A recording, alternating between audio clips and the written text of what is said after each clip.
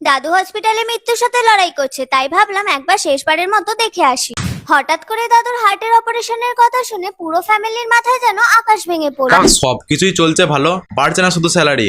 সবকিছুই চলছে ভালো, বাড়ছে না শুধু স্যালারি। ব্লগার তো আমরা অনেক দেখলাম, এবার দেখবো হসপিটালে ব্লগ করতে যা মামনি। তো কি খবর ভাই লোক, এর আগের ভিডিওতে আমরা দেখলাম শ্মশানে ব্লগ করতে যায় এক মামনিকে, আর আজকে আমরা এমন এক মামনিকে দেখবো যে তার দাদুর হার্ট অপারেশনের জন্য টাকা দিতে চায় না, বাট তার নিজের বিয়ের জন্য টাকা দিতে চায়, এবং হসপিটালে তার দাদুকে দেখতে যাওয়ার সময় মেকআপ করে রিল শুট করে বাড়ি থেকে বেরোয়। তো আর বেশি কথা না বাড়ে সেটা দাদুর সম্পর্কে কি কথা বলে সেটা দেখবো, এবং হালকা করে হামাদের সাথে নোলঙ্কা ছড়ে বিজেতা ঘষে সিনড়ায় জোরে বেটে দেবো।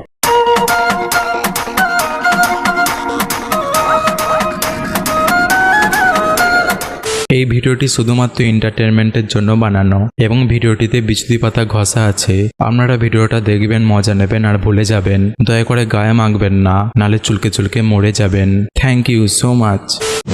দাদু হসপিটালে মৃত্যুর সাথে লড়াই করছে, তাই ভাবলাম একবার শেষবারের মতো দেখে আসি। আমি পারি না আর পারি না।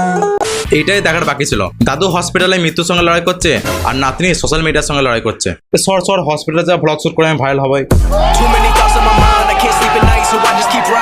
আর আমাদের বোন পুরো কনফার্ম যে দাদুর বেশি দিন না, দাদু মরবেই, তাই বলছে শেষবারের মতো দেখে আসি। বলছি বোন, তো দাদুর জন্য কি একটু মায়া দেওয়া নাই, নাকি সব মায়া তোর মেকআপের প্রতি পড়ে আছে? আর যাচ্ছি শুধু একটাই কারণে, কারণ দাদুর সাথে কাটানো ছোটবেলার অনেক ঘটনা আছে। আমাদের বোনের দাদুর সঙ্গে পুরনো স্মৃতি আছে বলে সে যাচ্ছে, নালে বোন ঘুরেও তাকাতো না, শুধু আয়নার দিকে দাঁড়িয়ে থাকতো। তা অনেক ঘটনা যখন আছে তখন তাতে গিয়ে দেখে যা, নালে তোর দাদু যদি জানতে পারে যে তাকে দেখতে যাওয়ার জন্য এত মেকআপ তার নিয়ে ব্লগ শুট করছিলি, তাহলে সে এমনিতেই মরবে। তবে একটা মজার বিষয় কি জানো তো, এই দাদুই কিন্তু ছোটবেলায় আমাকে বিয়ে করতে চাইতো। বলেন কি? আর এই সুযোগেরই সদ্ব্যবহার করে আমি রোজ বিকেলে দাদুর কাছ থেকে 1 টাকা নিয়ে পেপসি খেতে যেতাম। আচ্ছা, এখন বুঝতে পারছি দাদুর এরকম অবস্থা হলো কি করে। বোন প্রতিদিন দাদুর কাছ থেকে 1 টাকা করে নিয়ে দাদু 1000 খানেক টাকা নষ্ট করে দিয়েছে। আর দাদু বোনকে বিয়ে করতে চাইতো, বলেন কি? বাট বোন দাদুকে শুধু ঠকেই যেত, তাই দাদু এসব সহ্য করতে না পেরে দাদুর আজ হার্ট অ্যাটাক চলে আসে। আমাকে তুমি উঠায় নাও। বলছি বোন, তুমি তো তোমার দাদুর জন্যই ভাইরাল হলে, তাহলে এরপর তুমি তোমার দাদুর সঙ্গে বিয়ে করে নাও, তাহলে তোমার দাদুও ভালো থাকবে আর তুমি এবং তোমার বাবা মাও ভালো থাকবে। কারণ আজকালকার বাবা মারা তো তাদের মেয়েকে দাদুর বয়সী লোকেদের সঙ্গে বিয়ে দিচ্ছে।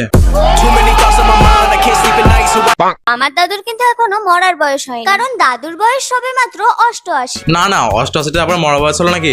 88টা তো বিয়ের বয়স। বলেন কি? যাও তুমি তোমার দাদুকে তাড়াতাড়ি সুস্থ করে নিয়ে এসো, আর আমরা ভগবানের কাছে প্রে করছি যাতে তোমার সঙ্গে তোমার দাদুর যেন বিয়ে হয়। হঠাৎ করে দাদুর হার্টের অপারেশনের কথা শুনে পুরো ফ্যামিলির মাথায় যেন আকাশ ভেঙে পড়ল। আরে বোন, ওটা হার্টের অপারেশন, আকাশ তো ভেঙে পড়ারই কথা। এই তোর মতো ইনস্টাগ্রাম, ইউটিউব, ফেসবুক রিলসের মেকআপের অপারেশন না। আরে তোর দাদুর অপারেশন, সেটা তো তোর কোনো মাথা ব্যথা নেই দেখছি। এর যদি ইনস্টাগ্রাম, ইউটিউব, ফেসবুকের অপারেশন হতো, তাহলে তুই তো চিন্তায় জামা প্যান্ট করে ল্যাংটায় ঘুমিয়ে সময় কাটতিস। কিন্তু তোমরা তো জানোই হার্টের অপারেশন করাতে গেলে কতগুলো টাকা খরচ হয়। তবে এই মুহূর্তে আমরা দাদুর পেছনে এতগুলো টাকা খরচা করতে চাইছি না। বাহ, একটা ফ্যামিলিতে কেউ মরামুখে এগিয়ে গেলে তারা ভাবে মানুষটাকে আমরা জাগ করে বাঁচাবো, প্রয়োজন পড়লে জমি জায়গা বাঁধা দিয়ে বাঁচাবো। আর এ বলছে নাকি আমরা এত টাকা খরচা করতে পারবো না। আচ্ছা বোন, সত্যি করে একটা কথা বলতো, তোর কি বংশ পরম্পরায় তার কাটা, না তোর একেরই শুধু তার কেটে আর জোয়া লাগার নামই নিচ্ছে না? কারণ আমারও তো বিয়ের বয়স হয়েছে, আমাকেও তো বিয়ে করতে হবে বলো। সুটিয়ে লাল করে দেবো, নোংরামি বার করে দেবো। তাই আমি মনে করি দাদুর পেছনে অতগুলো টাকা খরচ করার থেকে আমার বিয়ের জন্য টাকাগুলো জমিয়ে রাখা অনেক ভালো। না মানে মানুষের প্রাণ বাঁচানোর আগে না তোর বিয়ে করার আগে, কোনটা? আমাকেও তো বিয়ে করতে হবে। বোন বিয়ে পাগলে গেছে, এগেও তাড়াতাড়ি বয়ফ্রেন্ডের সাথে মন্দিরে বিয়ে দেয়, নাহলে এর দাদুকে বাঁচতে দেবে না আর ওর নিজের চুলকানিও বন্ধ হবে না।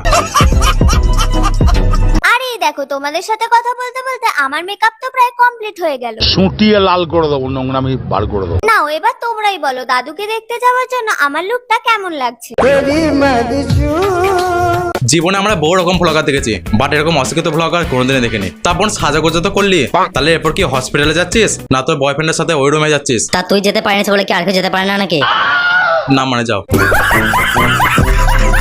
তো ভাই আজকের মতো ভিডিওটা এইটুকুনি। ভিডিও ভালো লাগলে লাইক করো, আর দেখছো এত গরমে ভিডিও বানাচ্ছি আর দেখো ঘামছে হচ্ছে, এর জন্য একটা সাবস্ক্রাইব করো, আর ভিডিও কোন পার্টে বেশি ভালো হয়েছে কমেন্টে বলবে। দেখা হচ্ছে পরে নতুন ভিডিও নিয়ে। বাই।